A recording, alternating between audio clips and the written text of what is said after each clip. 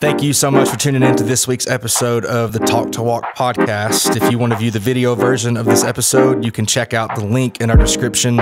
It will take you to our YouTube channel to do so, or visit secondstudentsclinton.com for more info. Well, hey everybody, welcome into this week's episode of the Talk to Walk podcast. My name's Tyler Baker. I'm your host, and with me today we have another one of our amazing, awesome students, Miss Audrey Lankford. How are you, girl? I'm good. How are you? I'm good, man. It's so good to have students on this podcast. This is honestly the whole reason why we started it, was to get students just like you, even though you're graduating out, which is super sad, that we have students having these conversations with us today. And so I'm glad you're here. I'm honored that you're here. You took time out of your busy summer schedule of doing absolutely nothing to be here, right? Right. Yeah. I love it. But hey, today we're going to be kind of having a conversation at the table about peer pressure and what that looks like in the lives of Gen Z, what it looks like in the mind of a girl, but also speaking to the guy as well. And one thing we say on this podcast is that we hope and pray that every conversation had at this table helps other people that listen walk better in their life. That's the whole reason of Talk to Walk. We talk about things to help them walk better. And so we're just going to jump right in with it. So Audrey, you're a recent graduate of Anderson County High School. I am. How does it feel to be done? It feels amazing. Is it just like a total breath of fresh air? It literally is. So What's been your favorite part so far about being graduated? Probably just the relief. Knowing that I don't have to wake up at 8 a.m. for school the next morning. And stay till 7 o'clock on the softball field every night. Yeah. Yeah. Now, you grew up playing softball, right? I did. Yeah. So how many years do you play? 10. 10 years of year-round softball. Oh, my gosh. Yeah. Whew. So I haven't had a break in 10 years until right now. So I can imagine the feeling of deleting that school alarm on your phone was insanely relieving. Oh, it was. I remember. Yeah. It was great. Cool. That's awesome. So, Audrey, you are our second student on the podcast. And I love that you're here because I think this topic that we're talking about today is very, I'm trying to find the word here because it's hard to describe. I believe it's very problematic for your generation, but also I've seen the effects of it even in mine and in the lives of people around me. And when we talk about peer pressure, we always think of the worst thing possible. You know what I'm saying? But we talk about the whole, oh, my buddy pressured me into doing X, Y, and Z, when in reality, peer pressure is more than just someone else speaking into your life. It's also seeing things on social media. It's a whole lot of things around you and environmental. And so for you, let's kind of dive into the conversation and just go for it. You cool with that? I'm ready. Cool. So for you, let's start with you kind of growing up. You are a female, and I imagine being a female, the image peer pressure is insane, even more so now than it ever has been. Oh, yeah, totally. In what way would you say that you yourself have found yourself peer pressured in your life? Let's talk about that. Well, first of all, peer pressure for anybody growing up in public school specifically, I mean, it's everywhere, but it starts in your own mind, right? And being content with yourself first, and mostly as a Christian, like being content with who you are in Christ, eliminates mostly or all of the peer pressure. But in my own life, like with being on social media and growing up in that age, you scroll through and you just see women that just look perfect.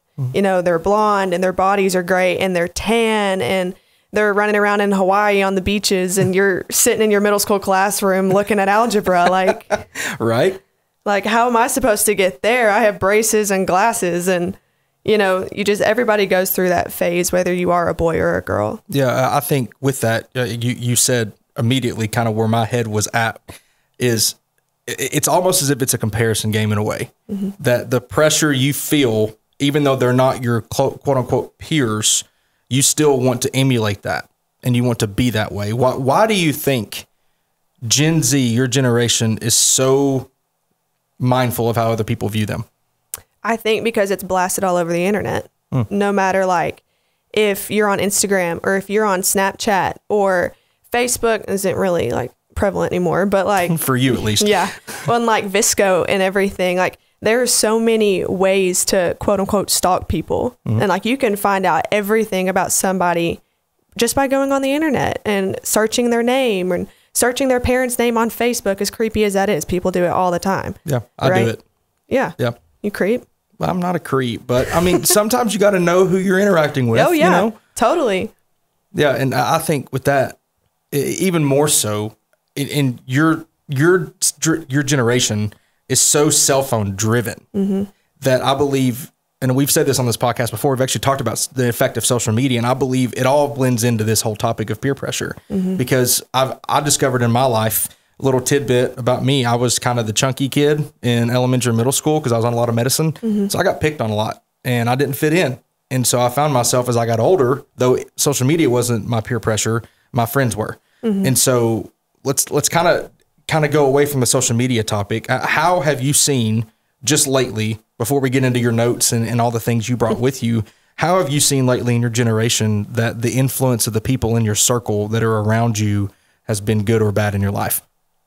Well, in my life personally, they've been great because my friends and I, our families go to this church. We go to this church. We're plugged in at this church. Like I'm on the leadership team, and Kenzie's on the leadership team, and Caitlin on the worship team, and Corey's parents lead our Sunday school class. And, we're just plugged in. So for me, having that godly friendship has just made the best influence on my life. But then like playing softball through the years, and I play ball with so many different girls coming from so many different backgrounds, and you can see the negative effect that friends have on people.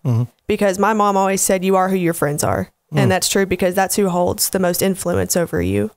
Yeah. And I think even more so, I say I think a lot because I think as people talk on this podcast, I think there's some merit to that the people that you surround yourself with is eventually who you'll become.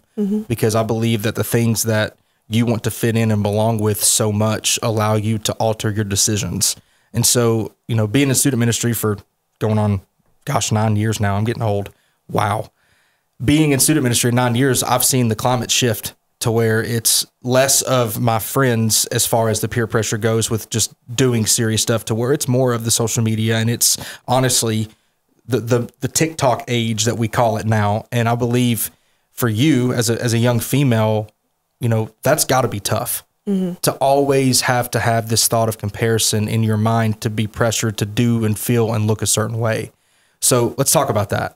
Where in your life, we're going to get real here, get a little authentic here. Where in your life have you seen peer pressure from a way a friend looks, maybe a way a softball player plays, maybe somebody you follow on social media? How has that affected you to change who you think you are? Well, a lot of peer pressure based on looks and performance has to do with how other people view that person, if that makes sense. So like somebody that's hitting home runs every at bat in softball, obviously they're going to walk around school and be praised for that. Or somebody that wears, I don't know, like stupid, expensive outfits, they're going to walk around school and just be noticed for that. And society says that's okay. And society says that's what you need to look like. And this is the amount of money you need to spend on how you look. And this is how you need to play in softball. And if you don't live up to that, you're a failure and nobody's going to pay attention to you. So for me, going through that personally, I mean, it does have weight, and it has weight on the people around me, because once I get overwhelmed with that, my friends start to get overwhelmed with that, because they're like, wait, maybe I should be paying attention to that, or maybe I should be dressing that way, or maybe I should be putting in the extra 5 hours a day to work on my glove work. Yeah. So for you, how have you seen friends around you impacted by that negatively? Everybody try to change. They try to change everything about themselves. And you see people fall into the wrong crowds in search of these things that are just important on earth, and they don't mean anything spiritually. And people they end up doing the wrong things and following the wrong people and trying to be somebody that they're not. That's good. And so how would you say that adds pressure? That adds pressure specifically, like as a friend, knowing that if I have a friend that goes down those paths, that there's nothing I can do to help them, because that's what their heart is set on, is being accepted by society. And as somebody personally who wants to just be accepted by Jesus, I know that there's nothing I can do to fix that, but it's something that they have to fix themselves. Yeah. I like that. That's very true, because I think too, the whole peer pressure idea of this talk, I think it bleeds into the identity a lot. That you're pressured to be and look and do a certain thing, and then that's who you become, and you lose sight of who you were created to be. I mean, I think right now your generation, I mean, if we were to take a poll of 100 students, they would all say that someone in their life has pressured them to look, do, or feel a certain way. And not only is that from influence, but that's from the peer pressure of their friends around them wanting them to be the way that they are. And so to counterbalance that, let's kind of dig into the thought of what would it look like for those of us in our life, me as an adult, you as a teenager going into college now, you know, what are some ways that you think you can battle that? I think just understanding who you are to Christ. And, you know, that comes in many ways. You can spend time in the morning listening to a podcast that talks about it. I mean, this podcast, like absolutely. Just a little plug. I mean, come on, talk to walk every Thursday. And then, you know, obviously like spending time in the Word, but not spending time in the Word to check off a box, to spend time in the Word to build a relationship with God, because ultimately that's where every identity that we have comes through. Is you have to have that relationship in order to believe that it's true. You have to have that relationship in order to have faith in what can't be seen, you know, and having that relationship comes with prayer time and having answered prayers and seeing miracles all around you. That can't just be coincidence, because you know it's from God, because you have the faith that it's from God.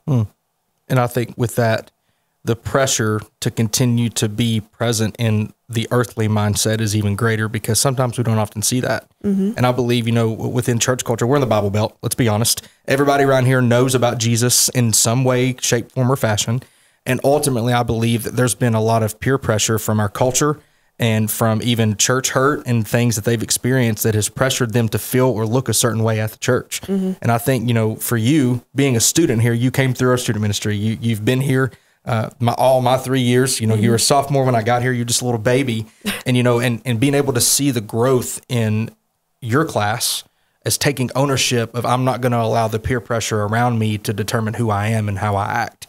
So what would you say to that? What was kind of your defining moment, let's say, in your life up to this point that you said, okay, I'm not going to allow this to pressure me to feel or look a certain way? How did you fight that off?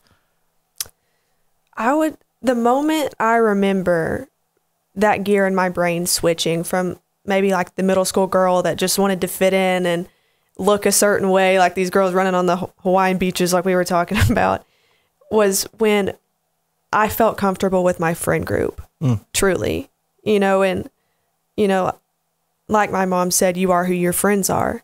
And knowing that my friends would text me and be like, hey, let's go hammock and read our Bibles, and let's go to their house and, you know, just have a prayer session. And we would wake up every morning and go to the pool and just read our Bibles and journal and work at VBS together. And, you know, just having that influence ultimately is what made that switch in my brain.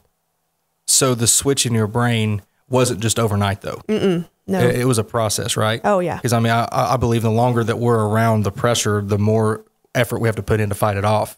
So what were some ways that you began to adapt to that mindset of, okay, I'm not going to fall victim to this anymore. I'm going to fight against it. What were some of your methods to doing that? Probably just learning to be content with how I am, you know, and things that I can't change. I can't change that I'm 5'3". I can't change, I guess I could change that I'm blonde, but, you know, that's how I was born. And, right. You know, there are just so many things that you can't change about yourself physically. And once you learn to accept that, you learn to accept like your own style and your own music taste and, you know, your own, I don't know, like versions of the Bible, because that's a stigma too. And in the Bible Belt. Yep. Yeah. And so doing those things, how difficult was it at the beginning? It's extremely difficult because, I mean, you're going from one side to the other completely. You're going from one side of, I want to look like this person. I want to be like this person that you don't even know. You don't know what goes on behind social media. I mean, social media is just a highlight reel, you know, and you can't base you and especially your faith off what you see on social media, because it's not true, you know, and yeah. And that's honestly, that was just the hardest part, is getting past that and having to flip everything to be, instead of being like, I want her hair, you'd be like, no, I like my hair. I want her body. No, God gave me my body. I like it. It works for me, you know? Mm-hmm. Yeah, I think, again, you know, on that topic, man, I'm going back to times in my life as a guy, how easily influenced I was by the pressure around me. I mean, so growing up, I played sports. I mean, I was a baseball player, wasn't the best, rarely played, really, to be honest. But the times that I got to play, I always had this vision in my brain that I was going to be the hero, because all my buddies around me were all-stars. They played on the Legion teams and traveled and showcases, and I was just the guy that just played just to play because I love the sport. And I remember a point like that in my life too. As a guy, I finally had to get to the place of being like, okay, I am who I am because of the way that I am. Mm-hmm. Nobody can tell me how to live my life, because this is my life to live and not theirs. And I believe the Bible even points to that. I mean, if you go back and look in scripture, it talks about bad company corrupting good morals, that the company you keep around you, the circle of friends that you have, whoever is feeding into your life, the pressure from them is ultimately going to determine what you do. Yeah. And so for you, how have you seen that just in your high school years, of how that has been a reality for so many people falling victim to peer pressure? I see so much heartbreak. Like, you go around a high school and you just see devastation. And, you know, it's just different things, like people, like nicotine, vaping is huge right now, and drinking. I mean, that's always been a thing, and I mean, girls that get pregnant because they're just looking for love in the wrong places. And that leads to so many different things, and that leads to so many rumors, and people's lives just get ruined. And so much of that starts in high school, and it's all because they wanted to fit in. And it's all because somebody maybe on the football team, just for example, is like, hey, come to this party and try this. And then you look 30 years down the road and they haven't changed. Yeah, man, like you're describing my hometown right now, because like so many of my friends, and it's sad. It really is, that the people that I grew up in high school with, I can look at the patterns from freshman year to now, and it's not changed. You're right. And so I think right now it's even more important that those that are being pressured by the wrong influences, you know, we had an episode on influence on this podcast. We talked about social media on this podcast. And I believe that those that are within our circles, I believe we're responsible for the positive pressure. Would you agree with that? Totally. And so for those of us that are friends that care about other people, that, you know, don't allow the pressure of other people to dictate how we live, what are some ways that you've seen just in your life that surrounding yourself with a group of friends you have, how have they positively influenced your life? How have you allowed them to speak into it and allowed their peer pressure, in a sense, to push you to be a better person? Truly just watching how they treat me, because I know they make me happy, and they make me happy because I know they're solid. I know they're not going anywhere. I know they would do anything for me, and I would do anything for them, you know? And so when a hard time comes in my life, say I might be tempted by peer pressure in some way, you know I can text one of them and be like, can we talk about this? I need to get this off my chest. I need someone to talk to about this, you know, and just knowing that they're always there for that, and that they'll do anything that's in my best interest holds the biggest weight. That's good. And I believe the counterbalance to the peer pressure part is that the peer pressure is often in the worst interest of the people that are being influenced.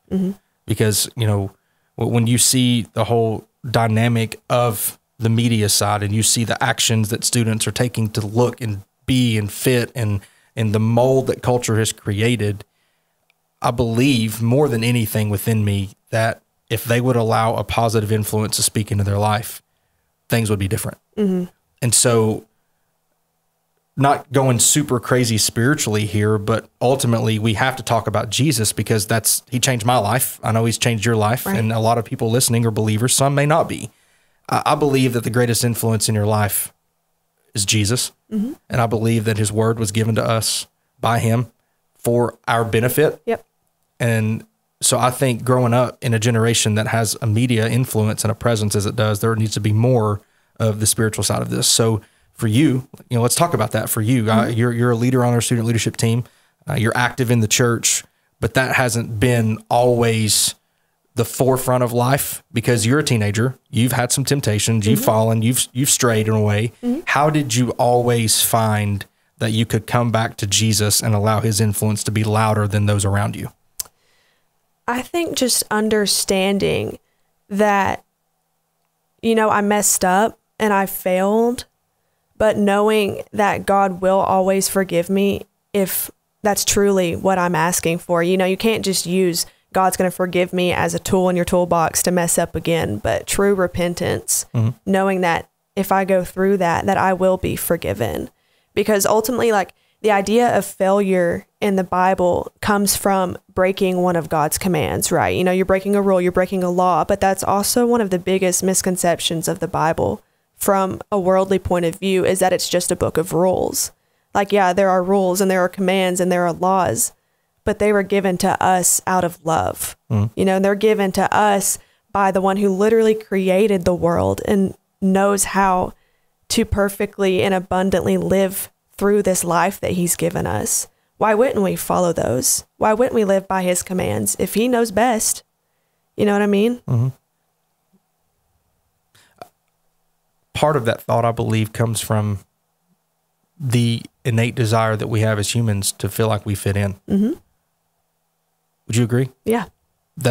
You go back to Genesis 3 in the garden, we wanted it to be our way, and we were pressured by the world standard to do something that we knew we shouldn't do, therefore creating mass chaos. Right. And Jesus had to come for that. And so I think we are obviously byproducts of sin, but we're also byproducts of peer pressure. That all of us exist because someone in the garden was pressured. And now here we are, 2,000, 10,000, however long ago you believe that was, years later, still struggling with the very same thing that was born into our world. And so for those that are listening, what would be, I guess, your baseline for how to fight off peer pressure?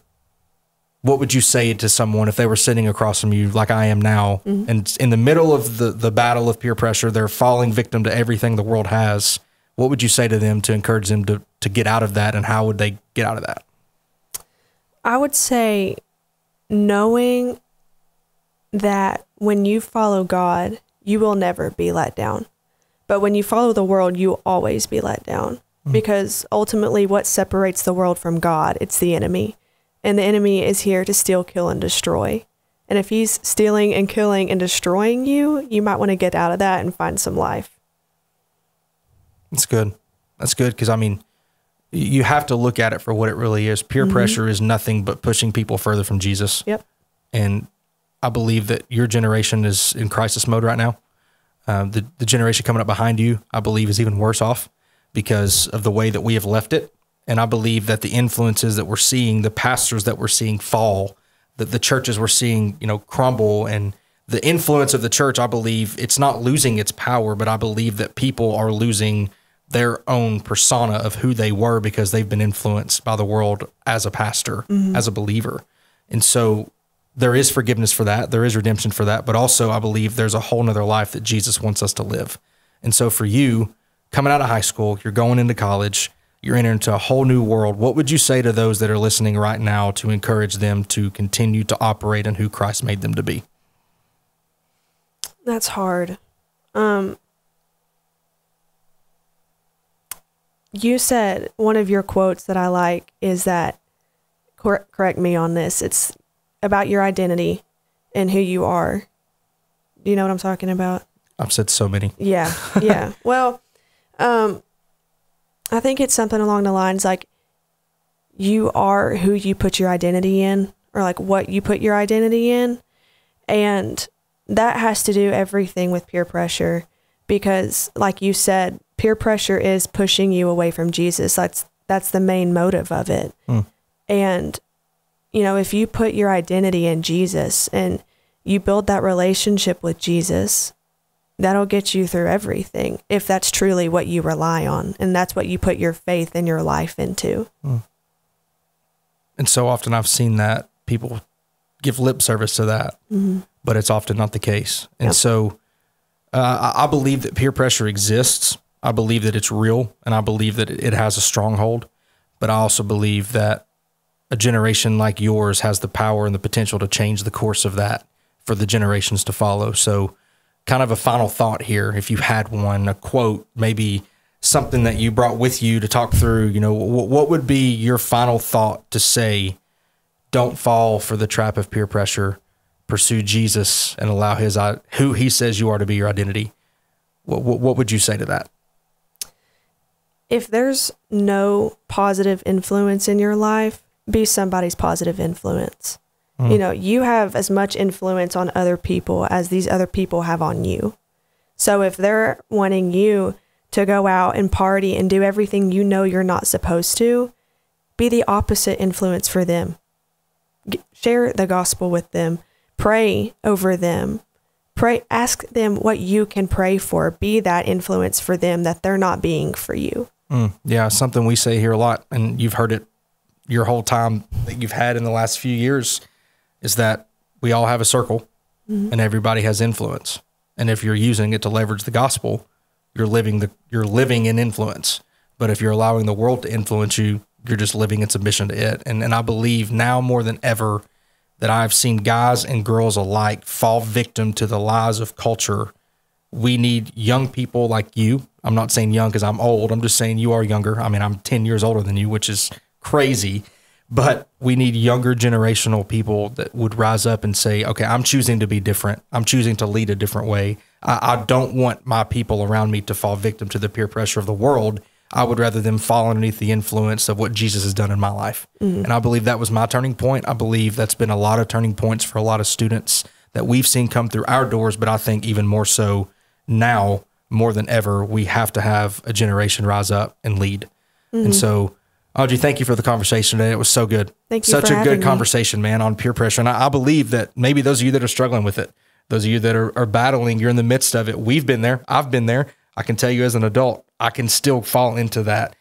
Don't fall for the lie of culture. Always follow the truth of the scripture. So thank you guys for joining us again this week with Audrey. Thank you so much for being here. Thank you. We hope you guys love this podcast. As always, do us a favor, rate it, review it, share it. We would love to get this talk out there, but we will see you guys next week for our next episode of the Talk to Walk podcast. Have a great week, you all. We'll see you next time.